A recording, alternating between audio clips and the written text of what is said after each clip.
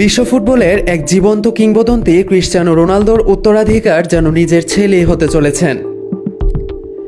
14 বছর বয়সী Cristiano Ronaldo junior এবার পর্তুগালের অনূর্ধ্ব-15 দলে প্রথমবারের মতো ডাক পেয়ে ফুটবল বিশ্বের নজর কাড়ছেন।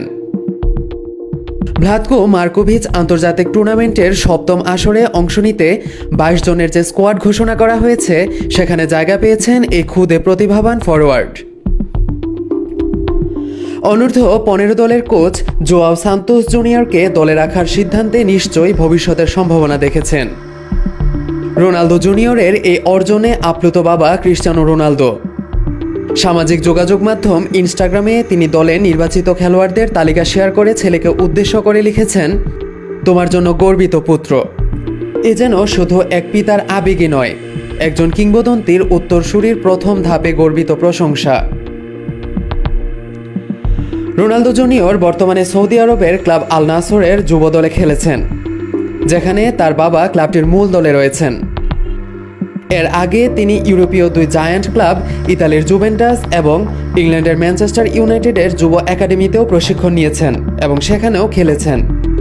ছোটবেলা থেকেই ফুটবলের প্রতি তার আগ্রহ, পরিশ্রম ও দক্ষতা তাকে ধাপে ধাপে এগিয়ে এনেছে জাতীয় পর্যায়ে।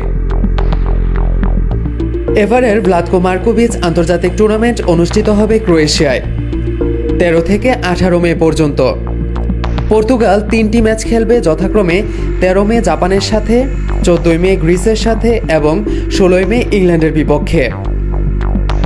টুর্নামেন্টে অংশগ্রহণের আগে দলটি 4টি প্রস্তুতি অনুশীলন করবে, যার 2টি পর্তুগালে এবং বাকি 2টি ক্রোয়েশিয়ায় অনুষ্ঠিত হবে। এই সুযোগ কেবল রোনালদো জুনিয়রের জন্যই নয়, বরং পর্তুগালের জন্যই ভবিষ্যৎ এক সম্ভাবনাময় ফুটবলারের আত্মপ্রকাশ। তার বাবার পথ অনুসরণ করে যদি সে নিজেকে গড়তে পারে, তাহলে ফুটবল বিশ্ব এক নতুন রোনালদোকে পেতে পারে।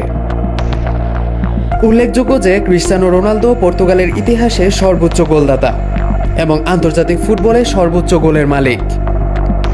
জাতীয় দলের হয়ে 219 ম্যাচে 136টি গোল করে তিনি 5 বারের ব্যালন ডি'অর জয়ী হিসেবে বিশ্ব ফুটবলে নিজের নাম স্বর্ণাক্ষরে লিখিয়েছেন। এখন সময় বলবে তার পুত্রও কি পারবেন বাবার মতোই ইতিহাস গড়তে।